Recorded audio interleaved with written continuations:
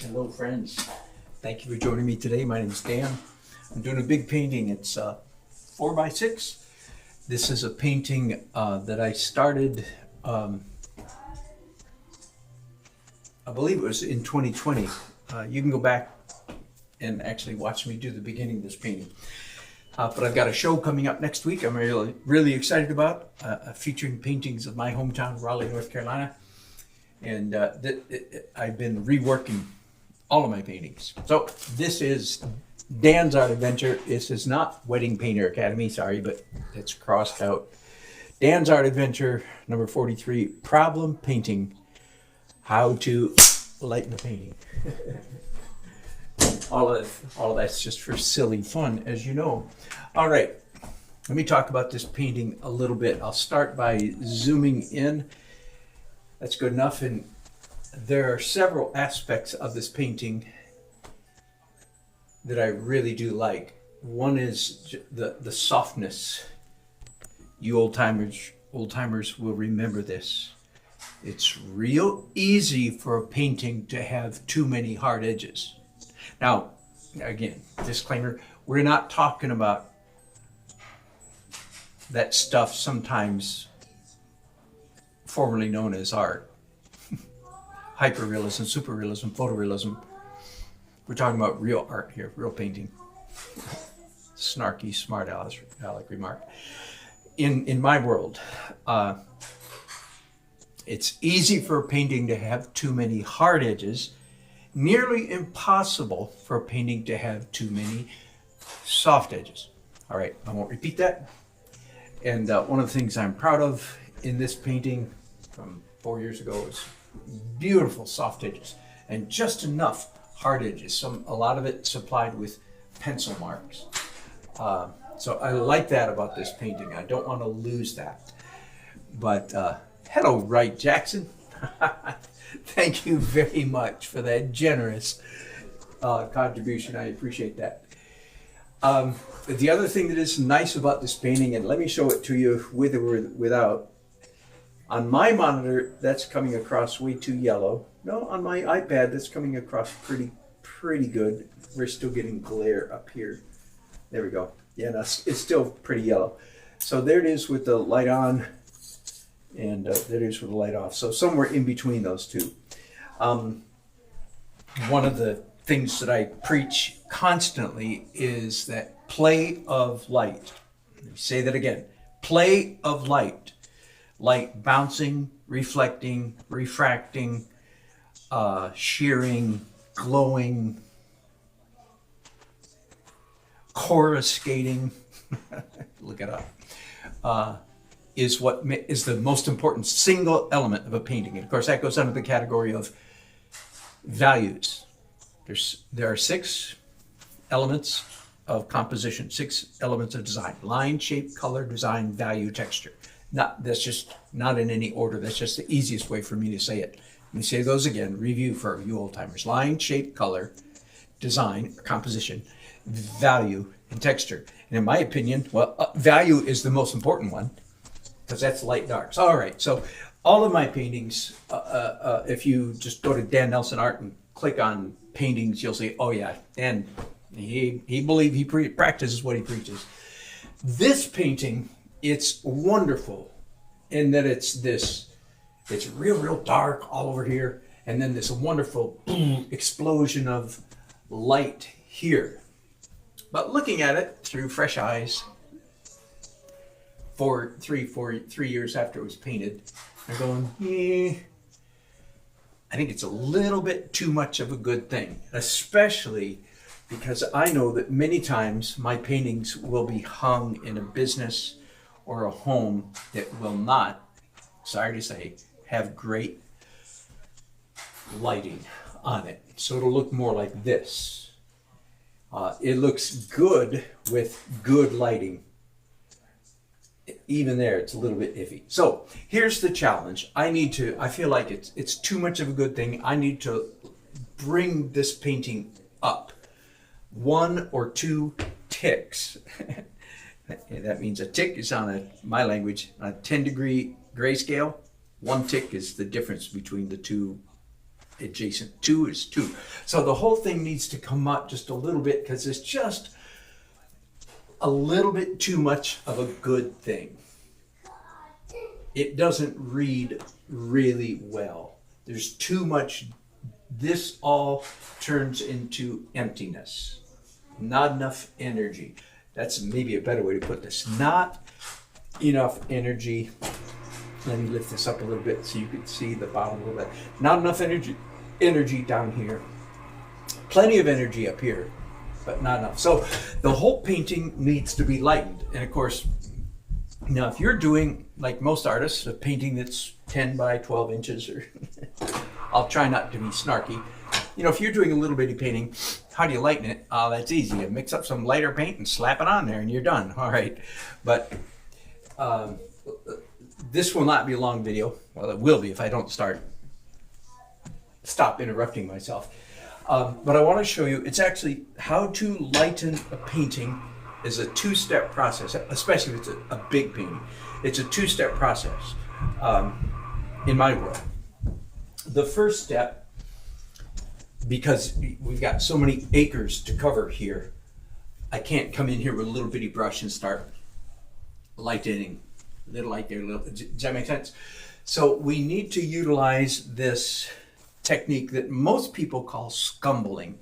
I tend to call it fuzz, the fuzz layer or the glow layer. You could even call it the misty, foggy atmosphere layer. All of those terms are appropriate, but it's the application of opaque paint. That is, it has white in it, or yellow ochre, or Naples yellow. Some has white opacity in it, but it's applied very thinly. Enough talking, let's do it. So I have here some brushes, my favorite cheap chip brushes, with a fairly dry mixture of light blue on it. And I'm moving you over here. Let's start over here in this vicinity. You know, here, this is modeling on a painting of any size. And I would, if my painting was 16 by 20 inches, which is painfully small for me, I would utilize this technique. Now, if it was 8 by 10 inches, I might not. I might just launch into it, like I said, the little tiny brushes with light colored paint on it. So what I'm doing is scumbling, scratching on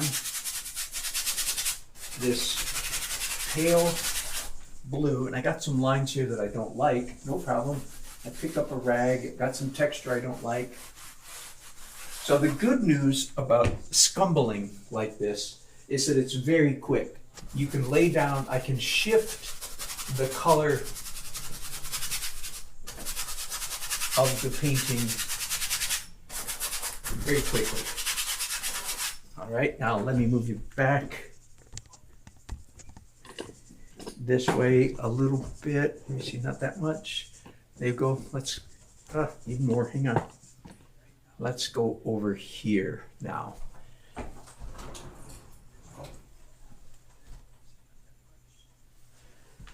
Same thing, that's a little bit of phthalo blue, titanium white, a little bit of ultramarine, more titanium white, and a little bit of Naples yellow. All right, so it's kind of a greenish blue, slightly warmish blue. Same thing. Just now, hang in there. This is not the answer to the question, how do you lighten a painting? The answer is scumble. No. This is just step one. This is a 2-step process. This is step one, and I'll explain why there needs to be 2 steps in just a minute. And right now, I'm just doing blue. That's all I'm doing, and I don't think I need to go into, and then I do it. I don't think I need to go into the corners.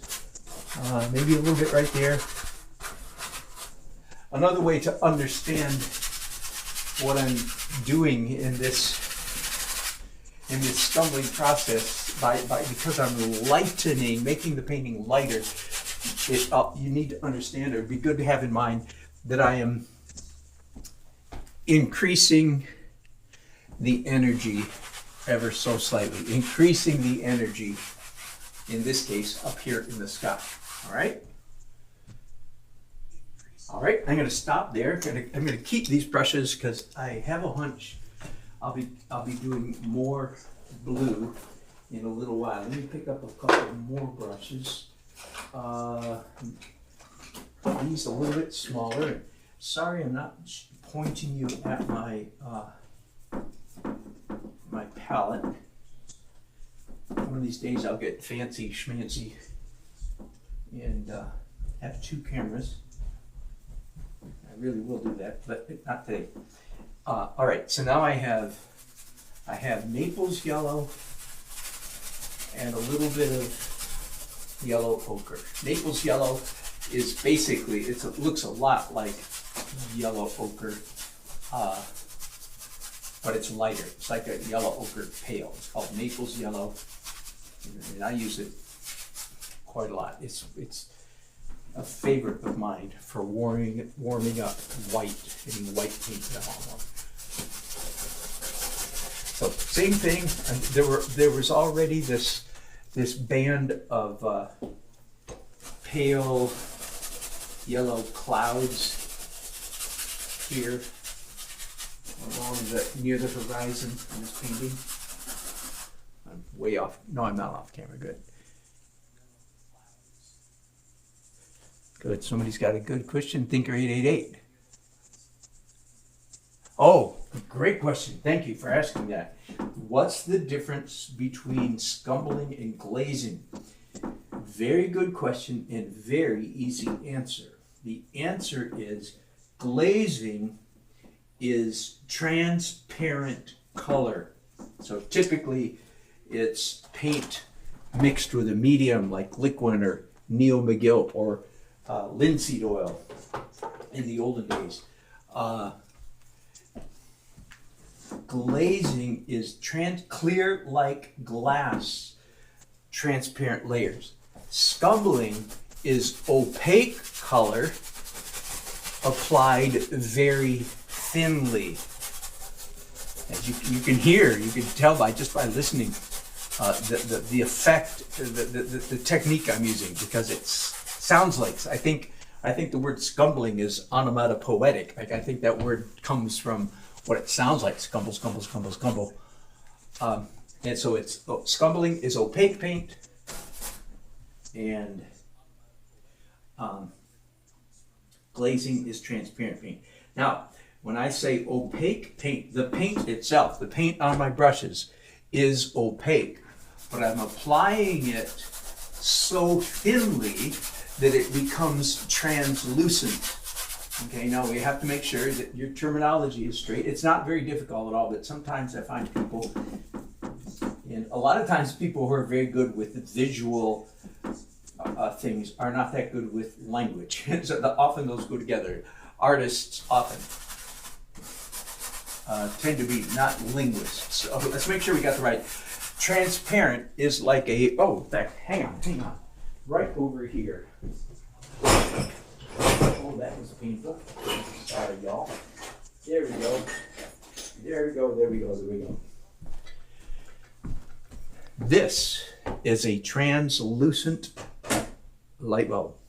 This is a transparent light bulb. Transparent, translucent, and this bottle is translucent. You can see the liquid in it. You can't. It didn't hold up long enough. And this is opaque. Got it? All right, there we go. So translucent, transparent, and opaque. So opaque paint applied in an extremely thin manner results in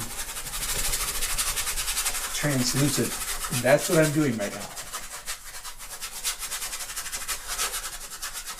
Now, my painting technique is, most of my painting, you old timers know this, is layers and layers and layers of transparent color paint, little bits of opaque paint, But the most magical layer of all, actually, is the translucent layer.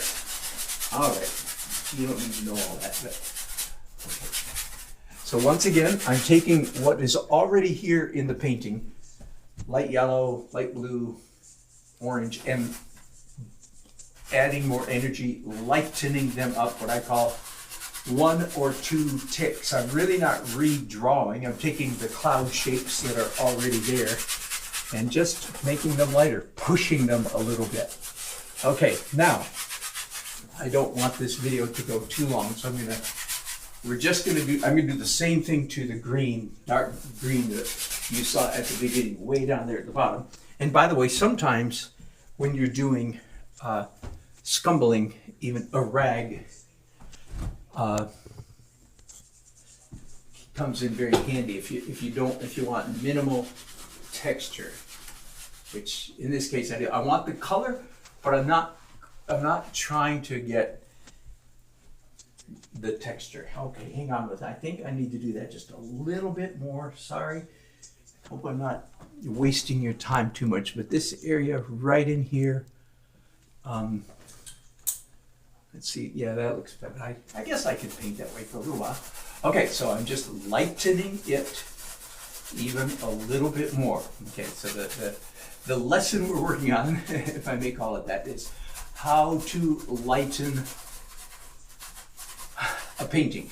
2-step process. So far, all we've done is step number 1, which is stumbling translucent light color. Now that I've done that, I can see that my blue down here that I did a little while ago needs to be lighter again. So forgive me, I hope I'm not boring you to tears. Well, you'll just leave me. But this is YouTube after all. Okay, so I want this to be a little bit lighter still.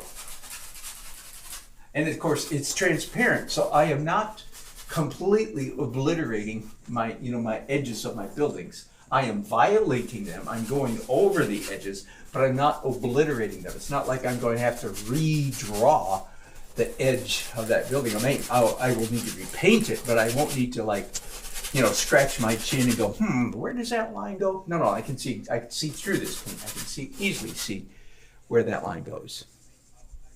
Ooh, Ray, good question. The technical answer, sort of the school book answer to your question, Ray asks, am I adding any medium to this paint? And the school book answer would be, no, this is dry, opaque paint. That's how you do this. Now, the actual answer to your question is yes, there is I have put a tiny bit, but not much, tiny bit of liquid just to make it a little bit wetter than it would be otherwise. Okay, well, I'm going to keep painting, but I'm going to start talking about step number 2 and why this is a 2-step process, all right? So I'm still working on step 1. I'm lightening the orange again now. By the way, this is a heck of a lot easier to do with 2 hands than it would be with 1. This is worth talking about. There are many things that are easier to do with 2 hands than 1. Why? Because your brain and mine, your brain can keep up with your 1 dominant hand.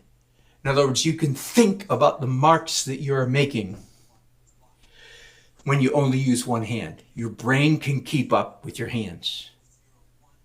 When you use 2 hands, your brain can't keep up. Your brain cannot keep up with what your hands are doing. Therefore, your brain goes out of the picture and you operate by intuition and by physical. Now, of course, that presupposes that you have developed some muscle memory about how to.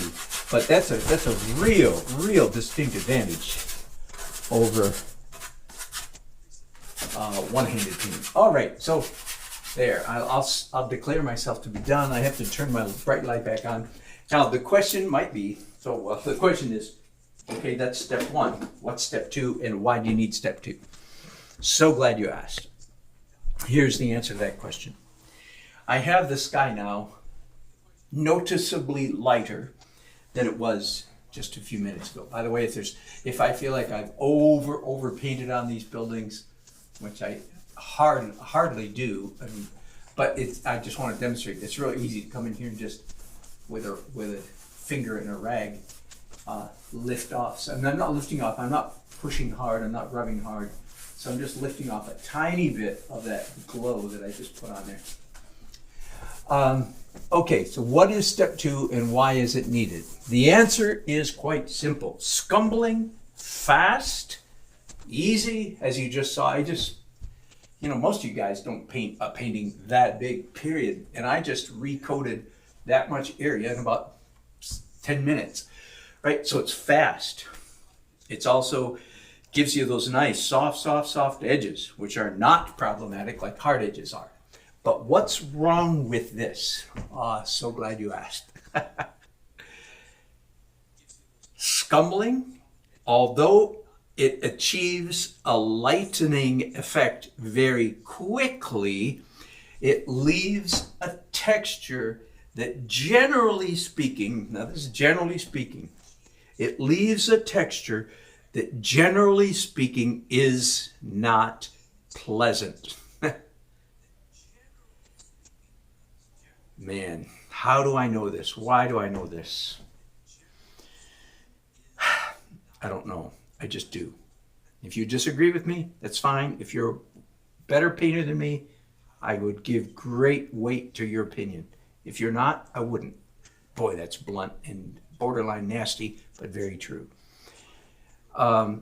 Scumbling is like fake painting. You go into a high school art show. You go to a concert at the school and they got the senior high school art students have stuff. The 11th, 10th, 11th, 12th graders have stuff on the wall. And the ones that have delved into oil painting, you'll tend to see an overabundance of scumbling because it's fast and easy, but it's not good. It's like, here's a good way to put it.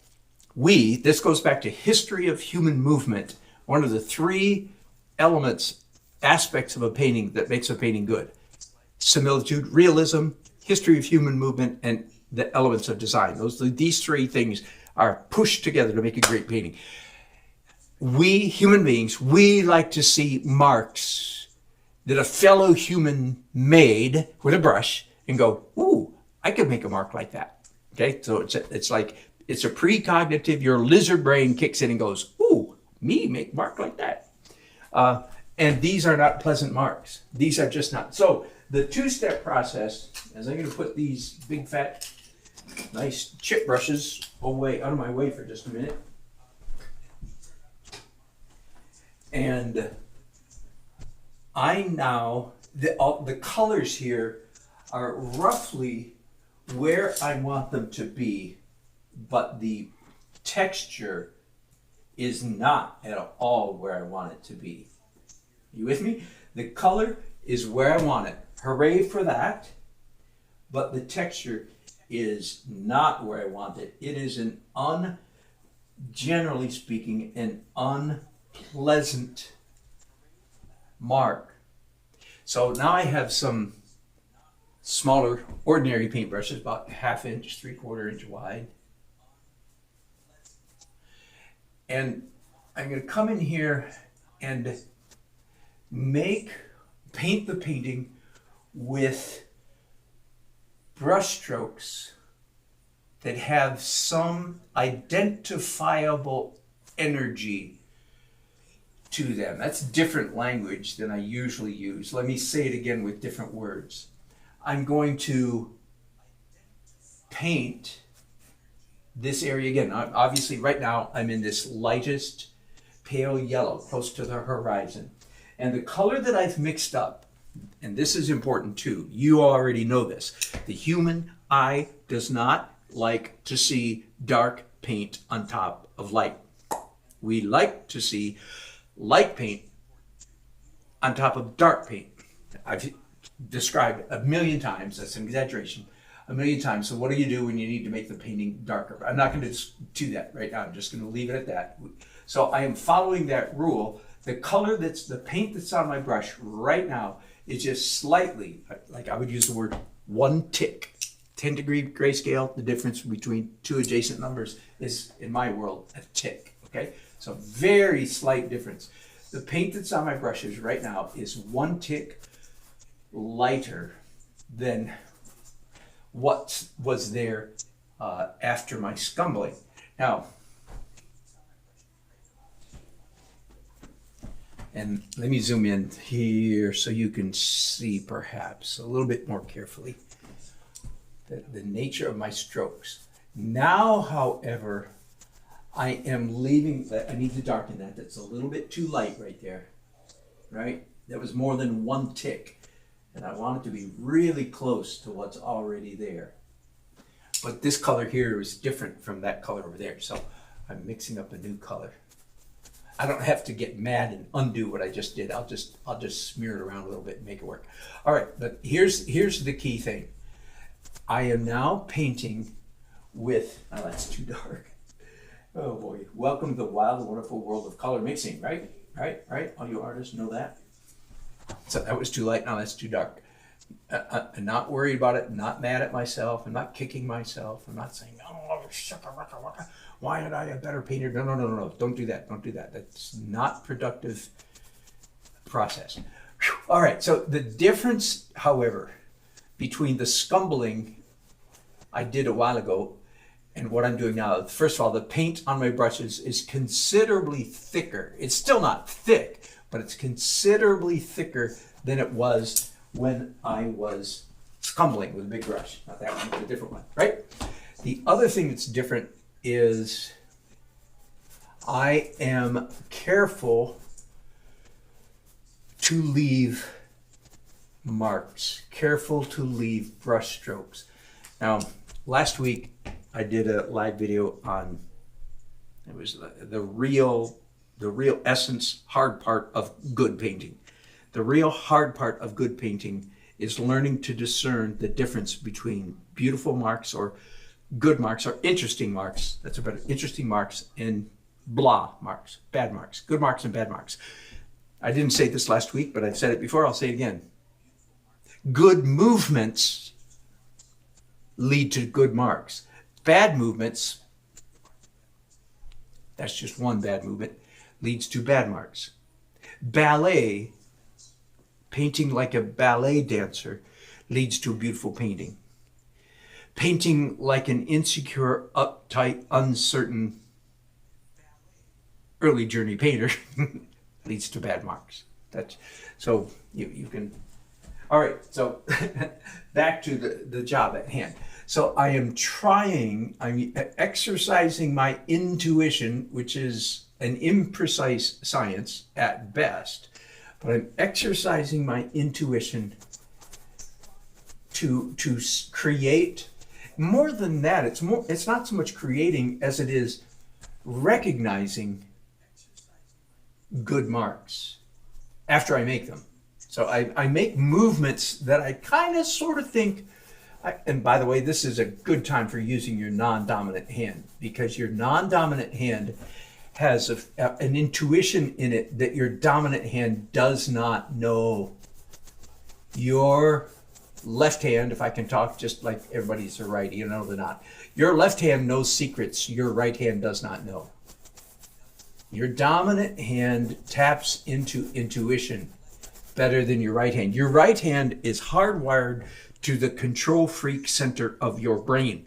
Let me say it again. Your dominant hand is hardwired, great big fat copper cable, nerves, is hardwired to the control freak center of your brain.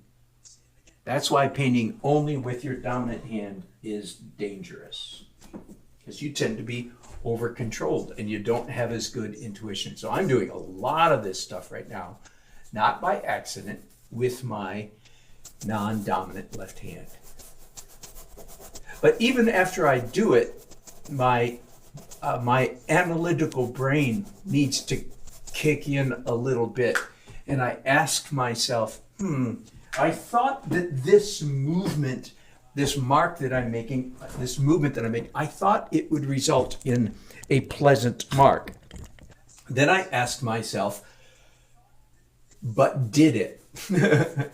Did it result in a pleasant mark? And the answer, of course, is sometimes yes and sometimes no. So if the answer is yes, I leave it alone. Hooray! If the answer is no, I go over it. Duh. I know I didn't need to say that because you all knew that already, but somebody out there needed to have it explained that way. All right. All right, now, I said this is a two-step process because essentially it is. In actuality, oh boy, life's more complicated, you know, right? In actuality, I'll probably do this step right here 2 or 3, conceivably in some areas, even 4 times. Each time being a little more thick and heavy-handed with the paint. Thicker paint on my brushes, leaving even more dynamic or more interesting strokes. Let me now come up. Let's do this orange cloud. So I'm going to change the color on my brushes a little bit by adding some orange. I don't know what orange that is. I'm not fussy about oranges because you don't need orange on your palette at all. It's simply a shortcut, of course. So don't ask me what color orange is. I don't care. But let me see if I can paint it. Would it look better with like this? It might. Let me see if I think I can paint like this a little bit. All right, so I've got a more thicker orange paint on my brushes. And once again, I promise I'm not playing tricks here. I'm not toying with you. I am not showing off by painting with my left hand. I am modeling for you a really good trick that I've discovered, and most artists have not, that your non-dominant hand taps into the more intuitive side of your brain. Now, there's too much texture going on right there, so I'm actually going to revert very briefly. I'm picking up a clean brush. No, I'm going to pick up a dirty brush. And there's too much texture going on there. I'm just going to scumble. So I'm back to scumbling a little bit. Smooth that texture out a little bit. All right, I'll keep that brush nearby in case I need to use it again. Now that doesn't mean, of course, that I can't use my right hand. For some reason, the paint isn't adhering to the canvas right here. By the way, this is a nice linen canvas, and it's not adhering the way I want it to. So once again, I'm going to pick up this brush. And there's a little too much energy in those marks. They were not pleasant marks.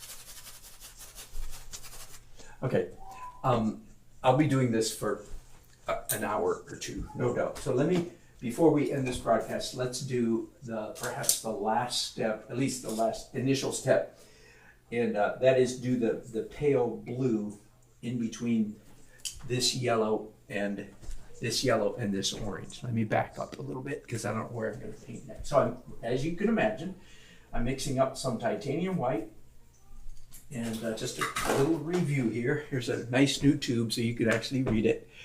All of my titanium whites, almost all, are alkyd. You see that word right there? Alkyd. That means it's a fast drying titanium white. Titanium white is one of the slowest drying paints in your paint box, and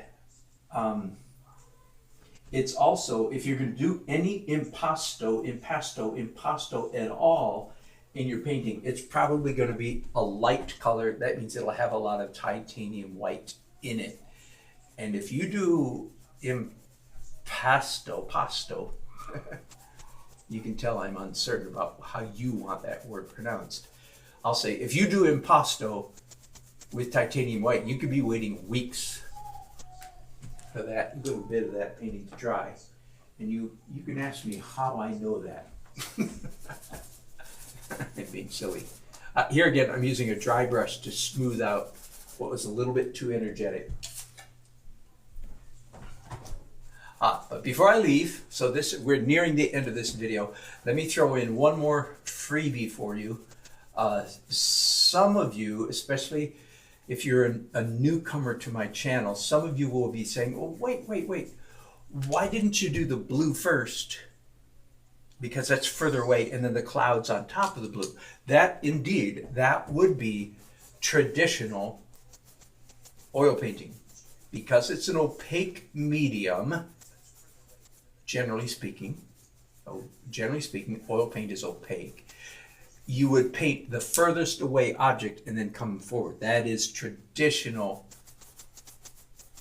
oil painting. Oh boy, and I've gone over this before, but okay, it's been a long time, so I'll repeat this lesson here. Somebody needs to hear this. Why am I doing it the other way around? Very good question, and it's not because I'm confused. It's because I know something about painting. All right. Boy, forgive me, that sounded arrogant, but it's true. Anyway, sorry. Evidently, I'm not going to retract it, even when I give myself the chance to retract it. I'm not going to retract it. This is one of the magical things I've learned about good painting, not hyper-realistic, not photorealistic painting, but good painting. That is a snob statement, I admit. It is this. Everybody knows, every human being of age 6 and up knows that the blue sky is far away and the clouds are in front of it, up close. Correct? Correct. Therefore, when you paint it the other way around, the viewer's eye, now it probably doesn't translate into the video that you're watching, I'm sorry, but you'll just have to trust me. And this kind of thing barely even translates into print reproductions, right? This is the kind of thing that you've really got to see the original painting. But when you see the original painting, the viewer's intuition, which is correct, by the way, their intuition is correct. Their intuition says, that's funny. That blue paint was painted on top of that orange and yellow paint. And there ensues in the viewer's mind, for just a split second or a second or a few seconds, okay, in some minds it would be a couple minutes, but most people, there ensues in the viewer's mind a flash of confusion. Now, most people would say, oh, no, human beings do not like to be confused. Confusion is not a pleasant sensation to human beings. And of course, I would completely agree, except in the world or the realm of visual art. In visual art, what happens is momentary confusion, then your brain figures it out, and you get a drop of dopamine. I'm going off script here.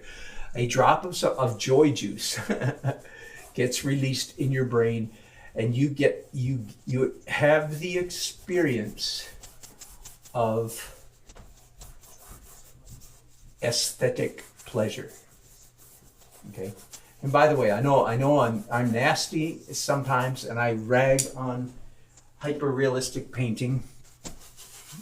That's one of the main reasons. When a human being looks at a hyper-realistic painting, they experience what I call an industrial buzz. That is, you are impressed. One might even say blown away by the industry, the hard work of the artist. Do you hear what I mean by that? An industrial buzz. When you look at a hyper-realistic, and there's nothing wrong with this, by the way. There's absolutely nothing wrong with this. I am not against realistic painting, per se.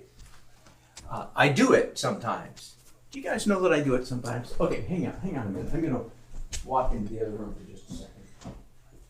Bear with me. This is on my webpage, and you can find videos of me doing this, but here is one of my paintings from a few years ago. Let's see if I can get, the lighting is terrible, as you can see. How close can I get? Okay, but this is a painting. This is hyper-realistic painting, and I done it. There's my name way down there. See it? There you go. All right. So I'm just being kind of silly, just letting you know that I do hyper-realistic painting sometimes. In fact, I got one up in the garage right now that you guys watched me do, my Vision of Heaven. It's nearly a 4 by 7 foot painting. that is all every leaf is painted, right? So anyway, but when your brain has, back on topic, when your brain has this momentary flicker of confusion and then resolution, followed quickly by resolution, you experience, in my opinion, never use your fingers, you experience aesthetic pleasure. And I believe that that pleasure is a more higher level, transcendent pleasure than the industrial buzz that you get from super realism, like the painting that I just showed you. Does that make sense? All right. Now, you don't have to agree with me, but that's what I believe. And if you're a way better painter than me, then please give me your opinion. If you're not, then you just listen to my opinion. Ooh. Ooh. Oh, I'm in rare form today, folks. I should put a warning in the title. Warning, arrogant statements in this video. I hope you catch my drift. I speak strongly partly because I'm a teacher, and it is a mnemonic device. That word starts with a P, right? Yes, it's a mnemonic device for teaching, which is overstate things sometimes so that they stick. All right, so that's partly what I'm doing. I'm not just bragging, I'm teaching. I like to think I'm mostly teaching, not bragging.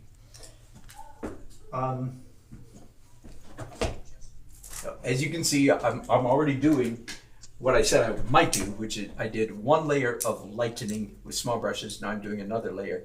And again, with every stroke, I'm evaluating the feel of that mark. And now some of you are saying, okay, but I thought you said you're gonna do the blue last so that the clouds are done, and now you're doing clouds again. Right. This is not a hard and fast rule process, it's a principle.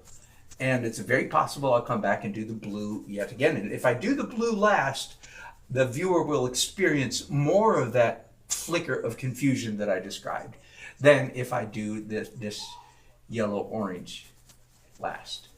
All right, so I just about beat that horse to death. Let me see what else you guys are saying before I bid you a fond adieu. And as you can see, golly, I've got hours of work to do. Hang on, let me get this pointed the right direction. I've got.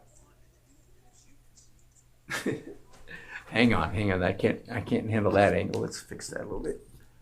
I've got hours of work to do yet on this painting, but basically that is the process. You've watched me lighten the sky at least one tick, and then I'm going to lighten this, and of course that will affect this. Oh, the other, right, on a completely different subject. Maybe I'll broadcast this, maybe I won't. The other thing, so this has a lot of pencil in it, which is one of my earmarks for where this painting falls in my personal evolution. There's lots of pencil, so this is a fairly late pencil, but this painting does not have broken color or much broken color, which shows that it's earlier in my evolutionary process. So that is the one thing. When I redo this painting, I'm going to be introducing broken color. You'll have to watch another video to get that. All right, let's see what some of you guys are saying. Thank you again, Wright, for your contribution. I appreciate that. Judy, good to have you on board. Hey, Ray, good to see you again. You said something and then took it back. Thinker, great question. Do I do broken color with scumbling? Yes. Can you do broken color that is smudgy? Absolutely. In fact, I think I should do more of that. And that's some of the best broken color. Very good question. Ray already answered the liquid question. Uncle? No, by scumbling texture, do you mean it leaves? No, it's the opposite of impasto. Impasto is fat, thick paint. Scumbling is thin. And you can see when something's been scumbled, it's just fuzzy. It's fuzzy. And you can have little bits of fuzzy on your painting. Little bits is okay. There will be lots of little bits. There already is lots of little bits. But as an overall finished texture, it's not pleasant. People, human beings like to see thick paint on a painting. Weird, weird. Rembrandt knew this. The masters, most of them, knew this. Especially the late Renaissance painters knew that we like to see paint on the canvas. I don't know exactly why, but I know it's true. You're very welcome, Ray. Glad to brighten your day, and thank you guys for brightening mine. I got a boatload of work to do, and broadcasting and blabbing to you guys for 45 minutes or whatever it's been helps the time go by. Thanks so much for watching. I'll be back again, I hope, real soon. Bye-bye.